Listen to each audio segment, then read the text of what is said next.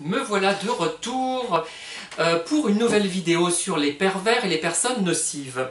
Alors vous voyez, j'ai une ambiance un petit peu mortuaire en ce moment, j'aime bien, enfin pour moi la mort c'est l'au-delà, donc je ne vous raconte pas ce qu'il y a dans ces boîtes, je ne vous le dirai pas. Alors il y a des crânes, un petit ange, une poupée qui est morte, qui a son certificat de décès, et mon ours Népomucène en costume de deuil, un chapeau de deuil, très joli d'ailleurs. Et là j'ai mis quelque chose de mortuaire également, c'est une chemise de C&A, magasin qui n'existe plus. Enfin voilà, le préambule, un peu dans mon genre, hein, vous avez compris comment j'étais, hein, un petit peu ironique, et obsédé par des questions d'au-delà, mais pas la manière des illuminés, hein, je vous dis tout de suite, hein, la manière des scientifiques, que je ne suis pas, mais qu'un jour, je pense, la science nous permettra nous donnera une réponse à nos questionnements, enfin nos interrogations plus exactement.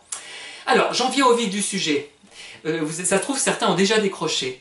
Alors, je fais allusion cette fois au pervers qui, après avoir constaté que vous appréciez beaucoup une activité que vous faites avec lui ou avec elle, va vous priver de cette activité. Alors, moi j'ai eu donc des pervers, beaucoup qui m'ont frustré en utilisant un silence radio, m'ont angoissé plus exactement à cause de ça, à cause de cette méthode de harcèlement, mais il y a eu aussi, et d'ailleurs la personne ressemblait étrangement, hein, ces deux pervers qui étaient mes voisins physiquement, dans le mode de vie, dans la formation qu'ils avaient eue, enfin il y avait plein de points communs, c'était incroyable. Et celui-là, par contre, il ne jouait pas sur le silence radio. Du moins pas... C'était pas... Enfin si, entre autres, hein, évidemment, c'est le panel de possibilités qu'ont les pervers, silence radio, hein, ça fait partie du panel. Mais il avait une méthode qu'il utilisait plus souvent, qu'il a utilisée d'ailleurs pas très souvent, puisque moi j'ai vite compris, hein, j'étais plus aguerri à l'époque, je commençais à comprendre. Hein. C'est un peu plus récent que l'autre aventure. Il utilisait cette méthode qui consiste à repérer une activité que j'aime pratiquer avec lui et la pratiquer de façon optimale plusieurs fois et ensuite ne plus vouloir la pratiquer sans raison du jour au lendemain au moment où vraiment j'étais enthousiaste, je dis c'est formidable qu'on fasse ça ensemble, c'est vraiment très bien. Et continuons, il faut continuer, parfait. Et quelques jours plus tard, alors la personne vous rappelle évidemment, et c'est quelqu'un qui vous fréquente, qui vous voit encore, hein, qui veut sortir avec vous. D'ailleurs, c'est quelqu'un qui voulait qu'on le voit avec lui. Je sais pas pourquoi. J'ai jamais compris à l'époque ce qu'il voulait faire avec ça.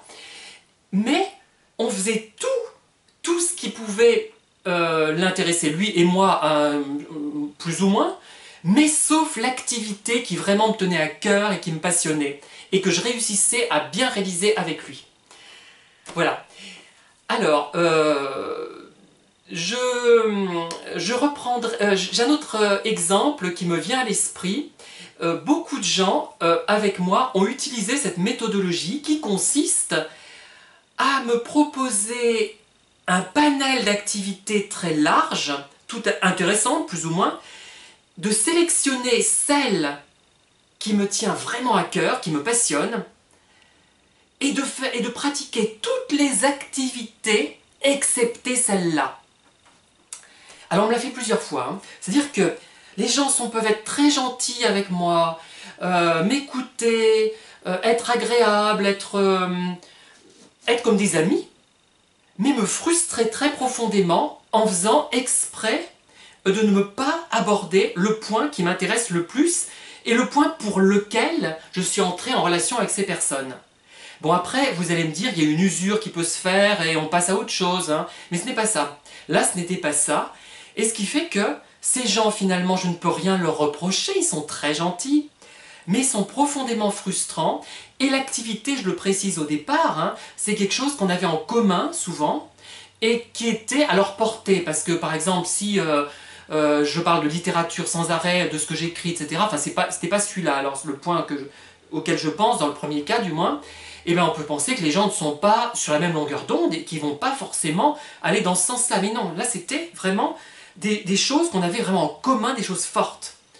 Et ça, je crois qu'on ne l'a pas souvent abordé. On prétend que le pervers, donc, effectivement, nous frustre un panel de choix, mais je trouve que certains ont une action vraiment préférentielle. Hein.